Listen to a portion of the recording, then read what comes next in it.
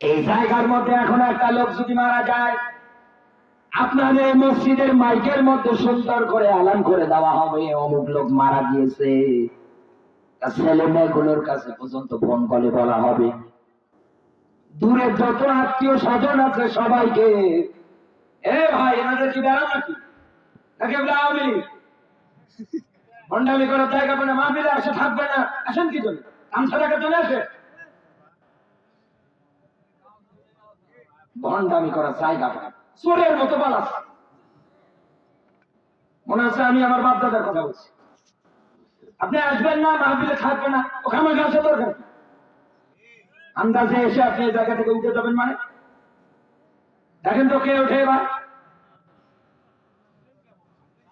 আমি তো বেশিক্ষণ কথা বলবো না, কারণ আমাকে ডেট নেওয়ার সময় বলেছে 10টায় দেবে, সে জায়গায় আমাকে 11টায় মঞ্চে উঠেছে, 1 ঘন্টা লেট। মাহফিলে প্রধান আলোচককে দেওয়া লাগে সর্বোচ্চ 10টায়,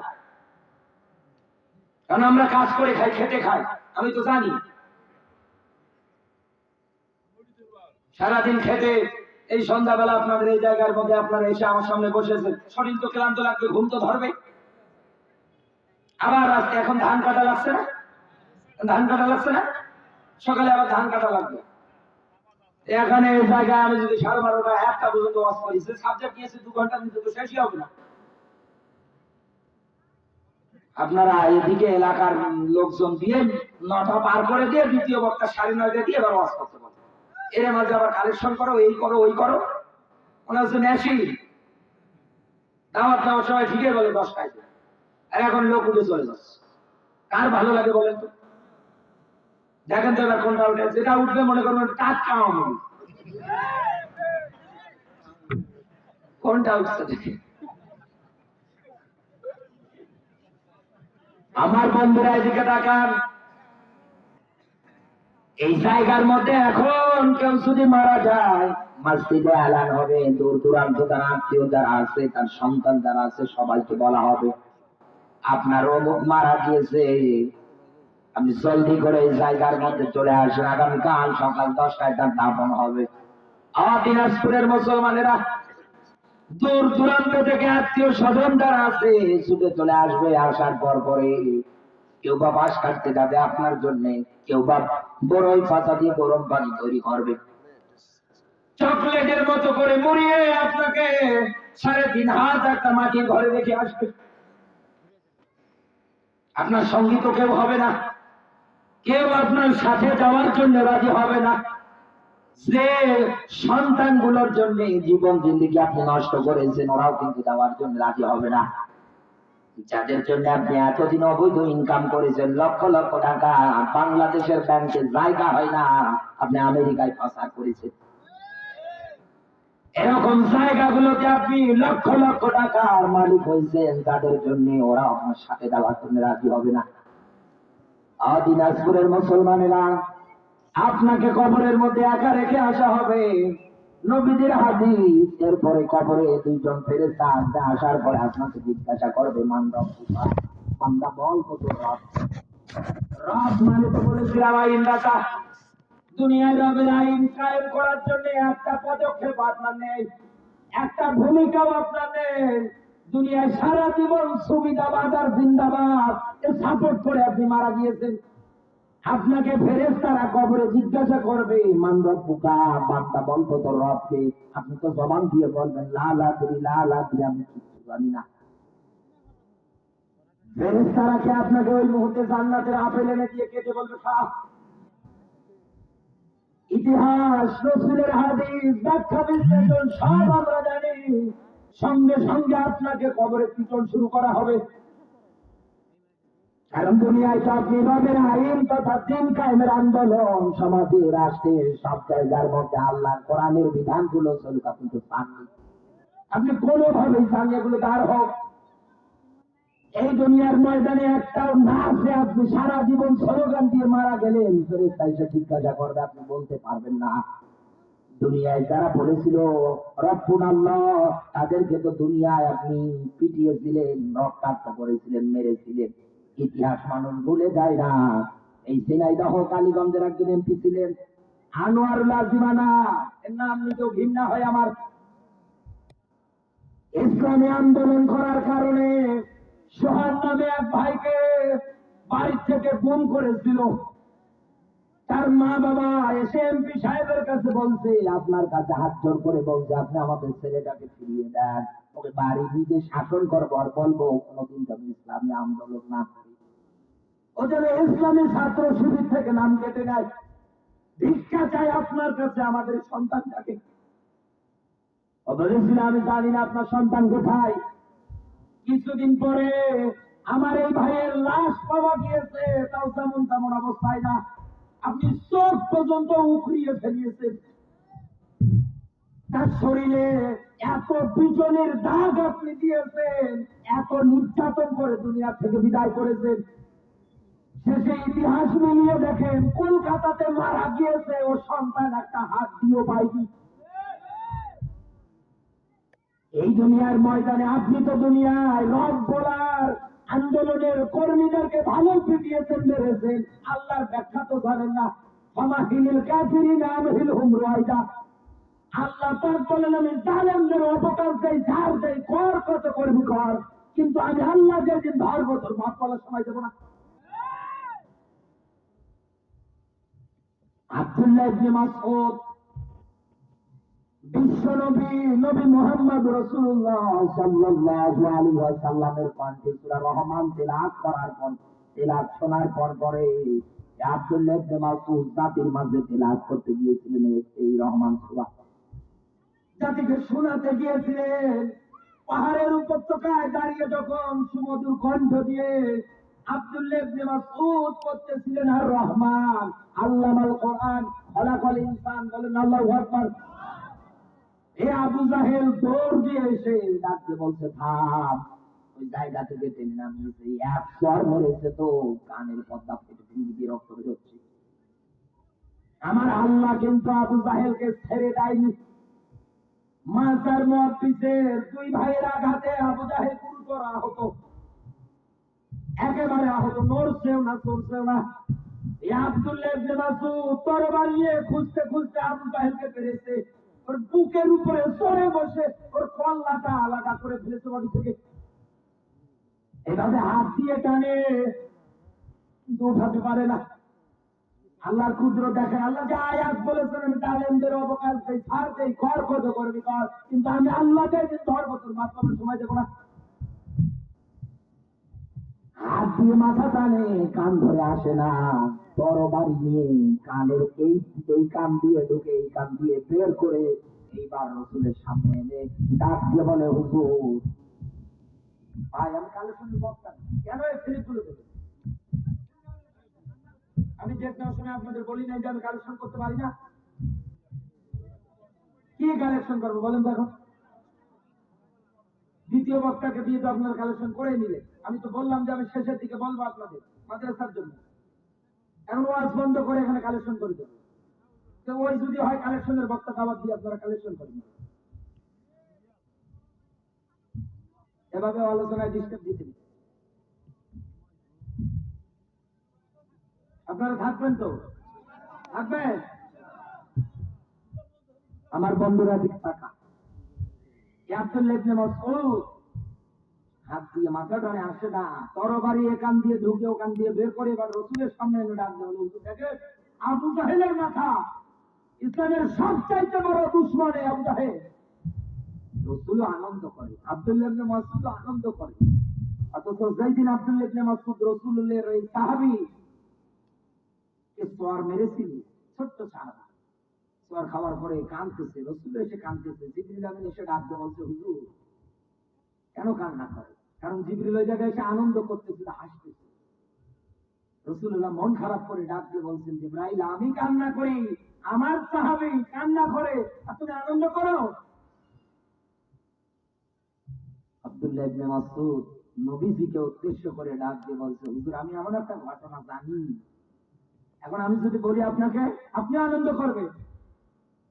যেই দিন রাসূল আর রাসূলের সাহাবীরা মিলে আনন্দ করে, এই সেই জিবরিল আমিন এসে ডাক দিয়ে বলছে, হুজুর আমি এটাই জানতাম, আবু জাহেল তো এক কান ফাটিয়েছে আব্দুল্লাহ ইবনে মাসউদের, আব্দুল্লাহ ইবনে মাসউদের একদিন আবু জাহেল দুই কানের পর্দা ফাটাবে। দুনিয়ায় আপনি যদি কাউকে বিনা কারণে কারো একটা হাত কেড়ে নেন, বিনা কারণে আপনি কাউকে যদি জেলখানায় বন্দী করেন, বিনা কারণে অস্ত্র দিয়ে কারো বুককে যদি আপনি আঘাত করেন, এর চাইতে বড় অস্ত্র আল্লাহ তৈরি করবে আপনাকে মারার জন্য। দুনিয়ার ধার আল্লাহ দুনিয়াতে শোধ করাবে, এরপরে আপনার মরণ হবে। আপনি মনে করেছেন কি যে আমি মেরে ফেললাম, আমি ক্ষমতায় বসে গেলাম? না, আল্লাহ একজন আছে, দেখে, সব দেখে, কিন্তু হিসাব করে। আপনি কবরে যাবেন, জিজ্ঞাসা করবে আপনাকে রব সম্পর্কে। এতদিন তো রবের গোলামিতে নেই আপনি, এতদিন তো রবের ইবাদত বন্দেগী বুঝতে আপনি শুধু বুঝেছেন নামাজ, রোজা, হজ, যাকাত, এগুলোকে সীমাবদ্ধতায় নিয়ে মাথায় টুপি দিয়ে মুখে দাঁড়িয়ে রেখে পাগড়ি বেঁধে বিশাল আল্লাহর ওলি। অথচ আল্লাহর জমিনে আইন বাস্তবায়ন করা নামাজ রোজার মতো ফরজ, এ ব্যাপারে আপনাকে ডাকতে গেলে আপনার মতো 5 ওয়াক্ত নামাজ পড়া মুসল্লিরাও পর্যন্ত কত ইমামের সঙ্গে, আলেমের সঙ্গে খারাপ আচরণ করেছে। আপনি জান খবরে বাটান ফাটাবে আল্লাহ, জান খবরে একটার পর একটা স্টেপে আপনাকে প্রশ্ন করা হবে, বল কোন টাইম মেনেছিস? আপনি বলতে পারছেন। 2 নম্বর প্রশ্ন জিজ্ঞাসা করবে, মান দিনুকা, তোর দিন কি ছিল? এগুলো জানা বিষয়, আমি আবার স্মরণ করে দিচ্ছি।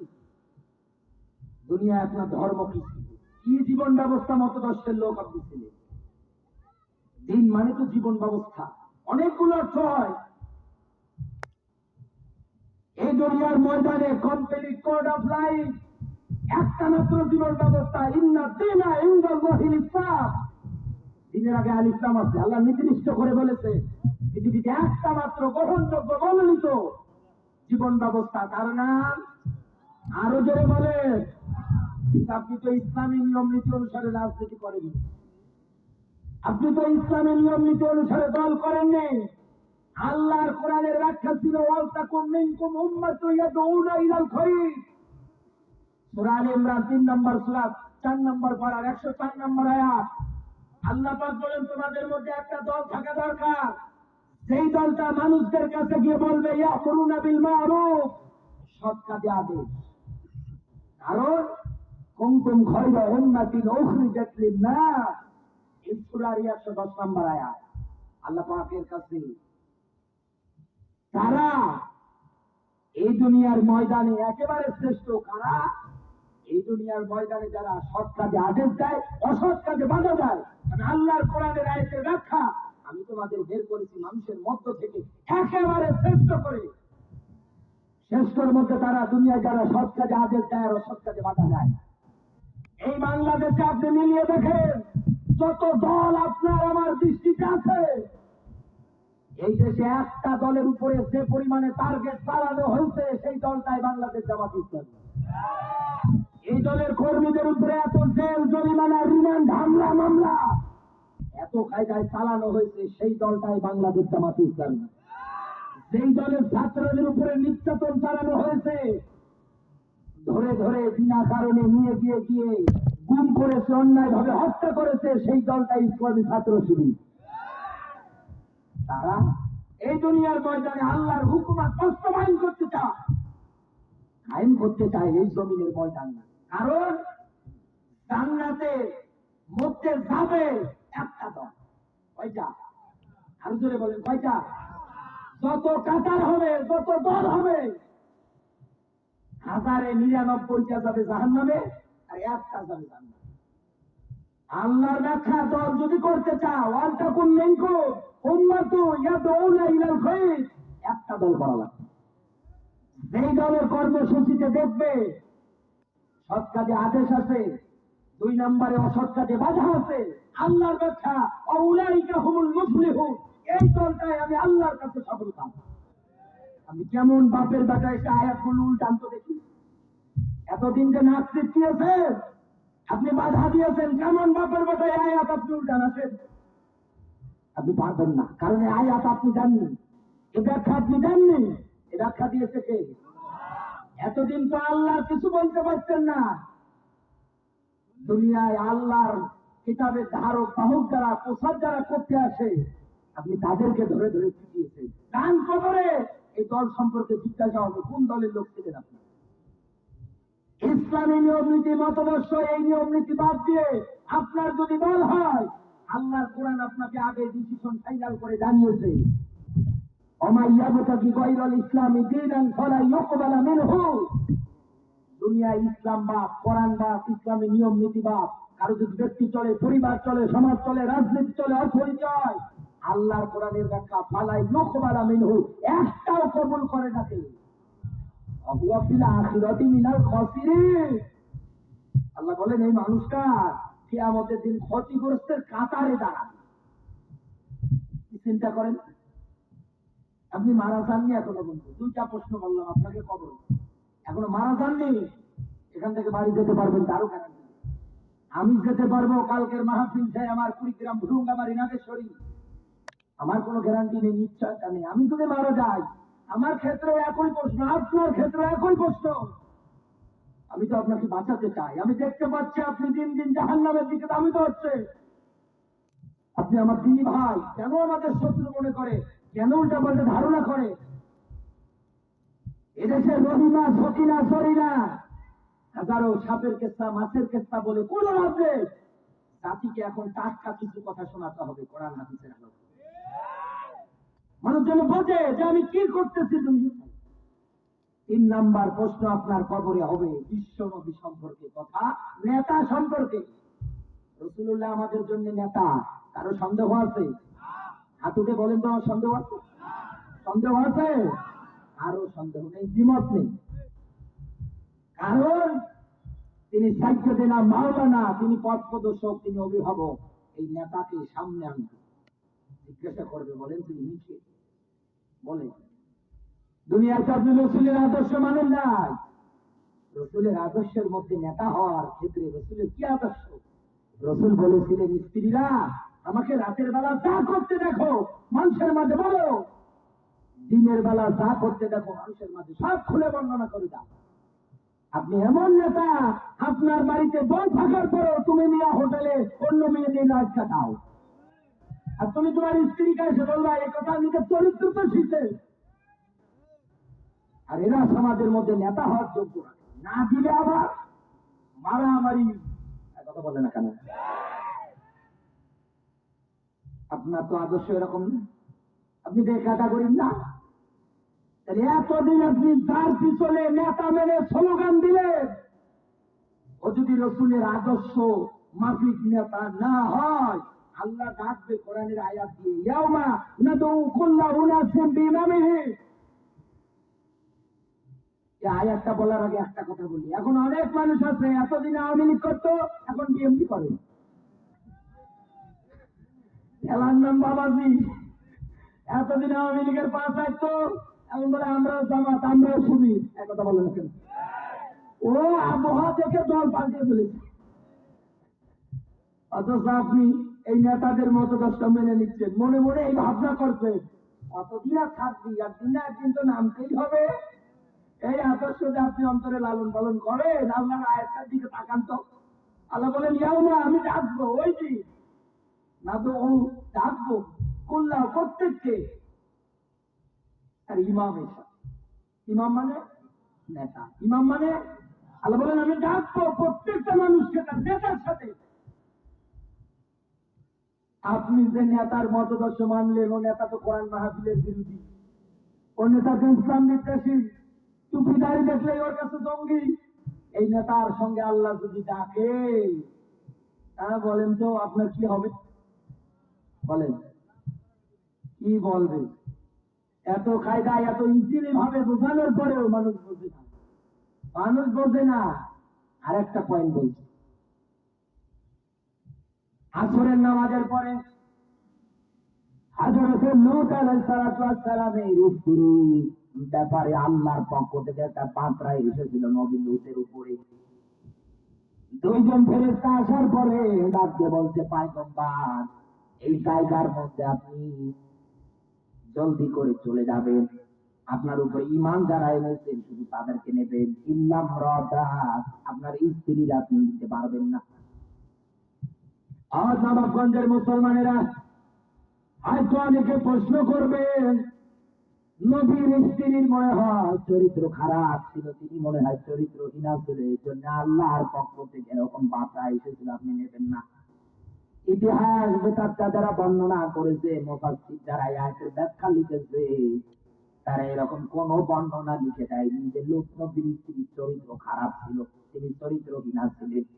এরকম একটা ব্যাখ্যায় একটা বর্ণনা দেখাতে পারবেন না।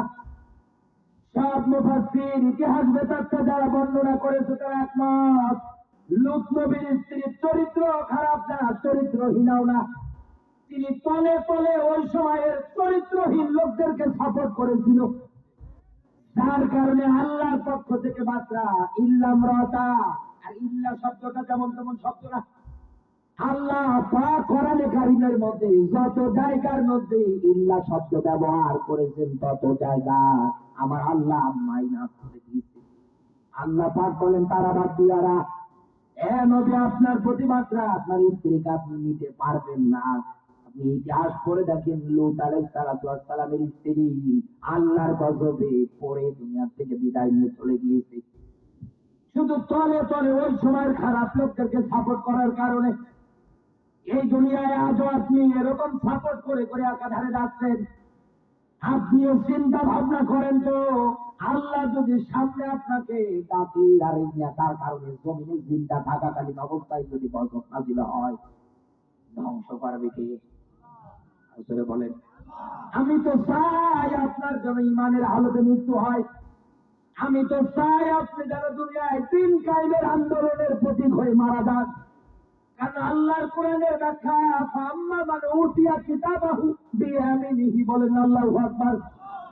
আল্লাহ পাক বলেন, আমাকে কষ্ট করতে করতে দুনিয়ায় যারা পেয়ে যায়, কারণ রব এই ঘোষণা দিলেই আপনার উপরে নির্যাতন আসবে।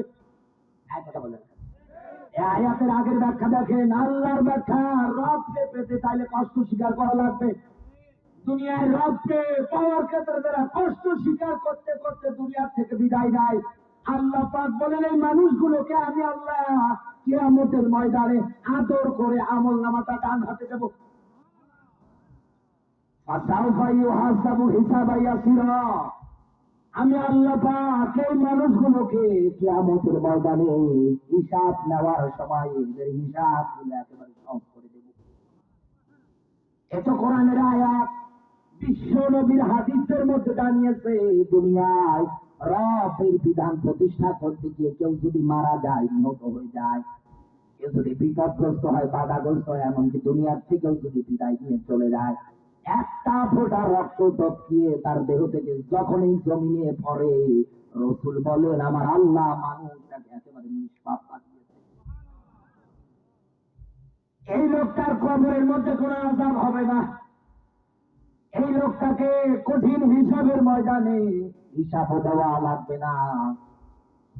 আল্লাহর পক্ষ থেকে ওই দিন বার্তা হবে, বান্দা দুনিয়ায় চিন্তা থাকাকালীন অবস্থায় তোমার অন্তরে স্ত্রীর মায়া ছিল, সন্তানাদির মায়া ছিল, মা বাবার মায়া ছিল, আত্মীয় স্বজনদের মায়া ছিল, তুমি তাদেরকে মহব্বত করতে ভালোবাসতে, তাদের মায়া মহব্বতটা তোমার অন্তঃকরণের মধ্যে ছিল। বান্দারে, আমার পথে লড়াই করতে গিয়ে তুমি নিহত হয়েছো, আমি আল্লাহর দেখা আজকে আমার কাছে এরকম 70 জন মানুষের জন্য সুপারিশ করো, আমি আল্লাহ বলছি তোমাদের সুপারিশ কবুল হবে।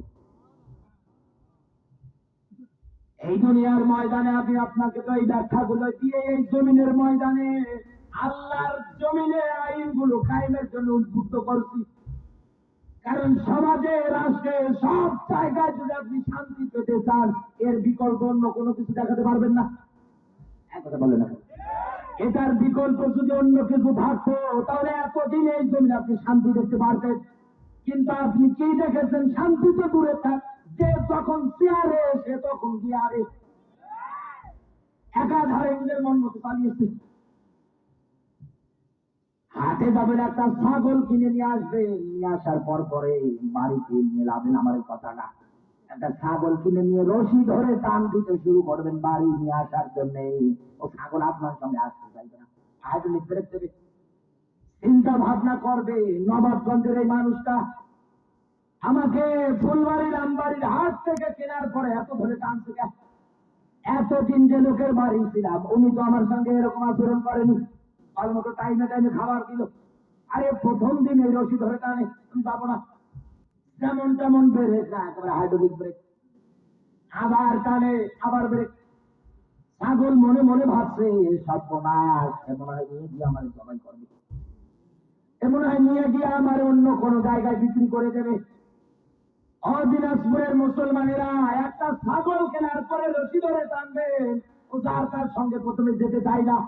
আর আপনি জপায়া মানুষ, বিশ্ব নবীর মতো আদর্শবান নেতা থাকার পরেও আপনি মানেন না। এমন নেতা মানেন যে নেতা দুনিয়ায় গমচোর, এমন নেতার পিছনে স্লোগান দেন যে নেতা হাজার হাজার মানুষের হত্যাকারী। আল্লাহর কোরআনের হাদিস, বিশ্ব নবী মোহাম্মদ রাসূলুল্লাহ সাল্লাল্লাহু আলাইহি ওয়াসাল্লামকে আল্লাহ পাক কোরআন এবং হাদিসের আলোকে যেটা জানিয়েছেন, দুনিয়ায় কেউ যদি অন্যায় ভাবে একটা মানুষকে হত্যা করে, সে তামাম দুনিয়ার মানুষের হত্যা করবে। আপনার নেতা এরকম হাজার হাজার মানুষকে মেরেছে, এরপরেও সাপোর্ট করেন, আপনার লজ্জা করে না? আমার আগে যিনি কথা বলেছেন উনি চমৎকার কথাগুলো আপনার মাঝে উপস্থাপন করেছিলেন। আপনারা যদি ওনাকে সময় দিতেন, জ্ঞানী মানুষ, কত সুন্দর ধারাবাহিক ভাবে ওনার আলোচনা, আপনি যদি ওনাকে সময় দিতেন, ওনার কণ্ঠ থেকে আপনার অনেক কিছু ভালো তথ্য পেতেন। তিনি আয়াতের ব্যাখ্যা দিয়েছিলেন, লাহুম কুলুবুন লা ইয়াফকাহুনা বিহা, বিবেক থাকার পরেও তারা কাজে লাগায় না, চোখ থাকার পরেও তারা কাজে লাগায় না, কর্ণ কহর থাকার পরেও যারা কাজে লাগায় না। আল্লাহর কোরআনের ব্যাখ্যা উলাইকা। উলাইকা শব্দটা যেমন তেমন শব্দ না, ইশারাবাচক ইঙ্গিতবাচক শব্দ। আমার যেমন হাতের আঙ্গুল আছে, আমার আল্লাহরও কুদরতের আঙ্গুল আছে। আল্লাহ দেখাচ্ছেন এই মানুষগুলো কারা। এই দুনিয়ার ময়দানে যারা এই তিনটা ইন্দ্রিয় শক্তি পাওয়ার পরেও কাজে লাগায় না, আল্লাহ পাক বলেন তো মানুষই না, ও আমি আল্লাহর কাছে তার পাওয়ালা জানোয়ারের চাইতে খারাপ। আপনি এমন নেতা আদর্শ মানেন যে নেতাকে ইসলামী আন্দোলনের পথে ডাকলে ওখানে গিয়ে আর সহ্য হয় না। একটু চিন্তা ভাবনা করতে বলবেন, কোরআনের আয়াত নিয়ে ও আর সহ্য হয় না। চিন্তা ভাবনা করেন তো আপনি কার আদর্শে দৌড়াচ্ছেন? এই তিনটা প্রশ্ন সবার জন্য কবরে হবে। দুনিয়ায় এখন এই মনে হচ্ছে একটারও উত্তর তো আমি দিতে পারবো না। এখন যদি এই মনে হয়, তাহলে আপনাকে এগুলো ঠিক করে নেওয়া লাগবে আজকের মাহফিলের পর থেকে। এই জন্যই তো টাকা পয়সা খরচ করে মাহফিল দিচ্ছি, নতুবা কারো চেহারা দেখার জন্য, রূপ দেখার জন্য যায়নি। এখান থেকে মানুষ যেন কিছু ব্যাখ্যা নিতে পারে জীবন জিন্দগিটা চালানোর ক্ষেত্রে। এই জন্যই তো কোরআনের আয়োজন, আর আপনারা এসেছেন এই জন্য। এখন এখান থেকে যাওয়ার পরে আপনার জীবনে যদি কথাগুলোর আমল না হয়, ধরা খাওয়া লাগবে না। আর যদি বলে আমল যদি হয় আপনার জীবনে, তাহলে ফেরেশতারা আপনাকে কবরে এসে জিজ্ঞাসা করবে মান রাব্বুকা, আপনি সঙ্গে সঙ্গে জবাব দিতে পারবেন আমার রব আল্লাহ। তোমার ধর্ম কি? সঙ্গে সঙ্গে বলবেন আমার ধর্মটা ইসলাম। এরপরে জিজ্ঞাসা করবে ইনি কে? সঙ্গে সঙ্গে বলবেন ইনি তো মুহাম্মাদুর রাসূলুল্লাহ সাল্লাল্লাহু আলাইহি ওয়াসাল্লাম, ইনি আমার নবী, সর্বশেষ নবী, আখির জামানার পয়গম্বর। ফেরেশতারা জিজ্ঞাসা করবে বান্দা এই তিনটা প্রশ্নের জবাব তুমি কোন জায়গা থেকে পেয়েছো? সঙ্গে সঙ্গে বান্দা দুনিয়ায় কোরআন পড়ার কারণে, কোরআনের সাথে সম্পর্ক রাখার কারণে বলবে আমি কোরআনে পেয়েছি। সঙ্গে সঙ্গে আল্লাহ ফেরেশতারা তার জন্য কবরটা একেবারে প্রসারিত করে দেবে, জান্নাতি আলো বাতাস হাওয়াগুলো তার জন্য প্রবেশ করাবে। সুবহানাল্লাহ। ডাক দিয়ে বলবে আল্লাহর বান্দা এই জায়গার মধ্যে তুমি ঘুমিয়ে যাও। জিলজালের আয়াতের ব্যাখ্যায় দেখবেন, যেই দিন মাটি তার নিজ দেশে যা আছে সব উপরে বের করে দেবে, এদিন এই মানুষগুলো কবর থেকে উঠবে। এই মানুষগুলো কবর থেকে উঠবে যখন, তারা ডাকতে বলবে কি আমাদের আরামের ঘুমটা নষ্ট করে দিল। তারা বলবে আরামের ঘুম কতদিন আগে ঘুমিয়েছো জানো? ডাক দিয়ে বলবে, আমি তো মনে হয় সকালে ঘুমালাম, তুমি আমার বিকালে এনে ডাকছো। আল্লাহর বান্দা, ফেরেশতারা জবাব দেবে, তুমি এই জায়গায় যুগের পর যুগ ঘুমিয়ে আসছো, অন্তত তুমি জানো না। এইরকম একটা আরামদায়ক জীবন আপনার হবে।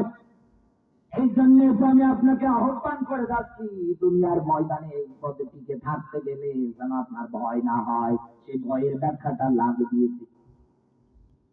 2 নম্বরে আল্লাহর ব্যাখ্যা, ওয়ালা হুম ইয়াহজানুন, তোমাদের কোনো চিন্তাও থাকবে না। হয়তো তুমি দেখবে লক্ষ লক্ষ কোটি কোটি টাকার সম্পদ তোমার পরে থাকবে, হাজার হাজার টাকার ব্যাংক ব্যালেন্স তোমার পরে থাকবে, মাঠের মধ্যে অনেক সম্পত্তি টাকা পয়সা তোমার পরে থাকবে। তোমার মনে হবে, কে দেখবে এগুলো? বান্দা, তোমার কোনো চিন্তা নেই। আমার পথে সংগ্রাম করতে গিয়ে যদি মারা যাও, এইগুলো আমি আল্লাহ আমার নিজ দায়িত্বে হেফাজতে নেব। এই দুনিয়ার ময়দানে এই জন্যই তো এই মানুষগুলো কোনোদিন পিছু হটে আসে না, বরং এই মানুষগুলোর জীবনের সঙ্গে মিলান। যারা রবের আইন বাস্তবায়ন করতে চেয়েছিল, তাদের জীবনের সঙ্গে মিলান। শহীদ মীর কাসেম আলী, যে মানুষটা 3 ঘন্টা দুনিয়ার আলো বাতাসে আছে, কারা পক্ষ থেকে সেখানের কাছে মেসেজ দেওয়া হলো, আপনার ফাঁসি রায় হয়ে গিয়েছে, আজ রাত 12টা 1 মিনিটে ফাঁসি হবে আপনার। এখন বাজতেছে রাত 9টা, আর 3 ঘন্টা সময়। সঙ্গে সঙ্গে আল্লাহর বান্দা ডাক দিয়ে বলে, ভাই এই জায়গার মধ্যে আমি একটু ঘুমাবো। কতক্ষণ? বলে 2 ঘন্টা।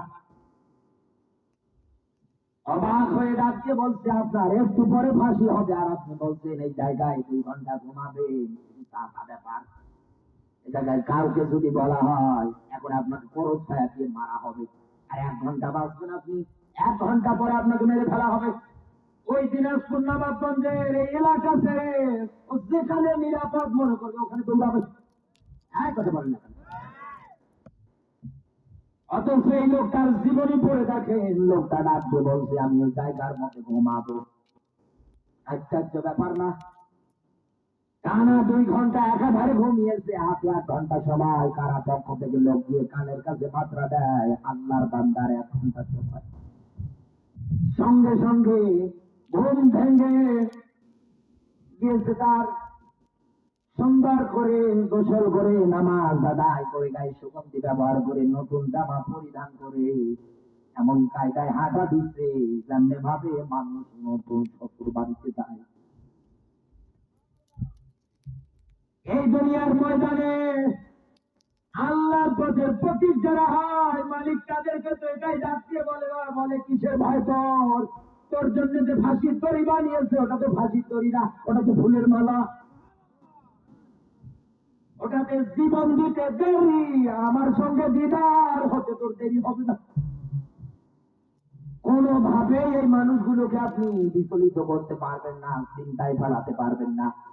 কিন্তু আপনি যদি বাধা দিয়ে থাকেন এই মানুষগুলোর জীবন জিন্দগি পার করতে, এই মানুষগুলো দুনিয়া ইসলামী আন্দোলন করতে গিয়ে আপনি যদি বাধা দেন, এই দুনিয়ার ময়দানে ইউকাতিলুনা সাবিলিহির ব্যাখ্যায় আমি আপনাকে এবার 2টা পয়েন্ট বলছি।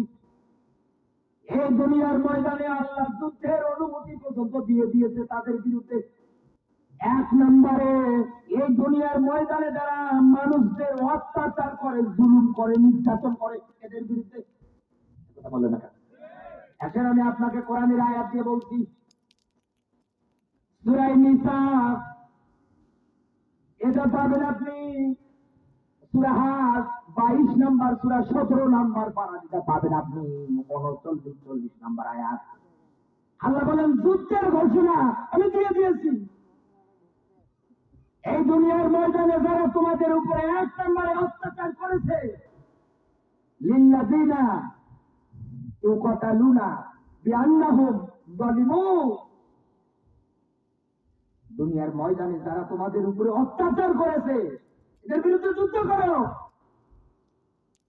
2 নম্বরে, রব্বুনাল্লাহ, এ ঘোষণা দেওয়ার কারণে যারা তোমাদের অত্যাচার করে বাড়ি থেকে ঘর থেকে বের করে দিয়েছে এদের বিরুদ্ধে লড়াই করো। কথা কার? আর জোরে বলেন কার? বাংলাদেশে মিলিয়ে দেখে, এই লেডি ফেরাউনের হাত ধরে ধরে এই 2টা পয়েন্ট তারা ছিল। এই দুইটা পয়েন্টকে তারা অটুট ছিল, কার্যকরিতা করেছিল। হাজার হাজার মানুষকে নির্যাতন করেছে, জেল দিয়েছে, আয়না ঘরের মতো জায়গায় আটকিয়ে নির্যাতন করেছে। আর আপনি এদেরকে ক্ষমা চোখে দেখবেন? এদেরকে 3 মাস জবাই করলেও তো মনে রাগ পেটে না, কিসের না পেটে? এই দুনিয়ার ময়দানে আপনি কি করেন কি বলেন তো? কি নির্যাতন! আয়না ঘরের মধ্যে আপনি লোকে আসছে। 5ই আগস্টের আগে এই নবাবগঞ্জের কোন মানুষ কি জানতো বাংলাদেশে আয়না ঘর আছে? পুরো 64টা জেলার মানুষ জানতো। শয়তান যখন পালিয়েছে মানুষ তখন জানে এদেশে আয়না ঘর আছে। আয়না ঘরে কারা ছিল?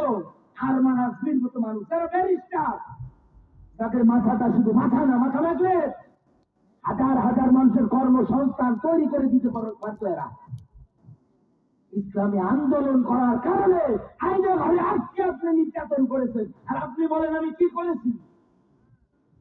আপনার বাবার মুখে মানুষ এমনি মুচু করে দিচ্ছে না, আপনার বাবার মুখে মানুষ এমনি কবর মারে না, এমনি জুতো দিয়ে ফুটাই না।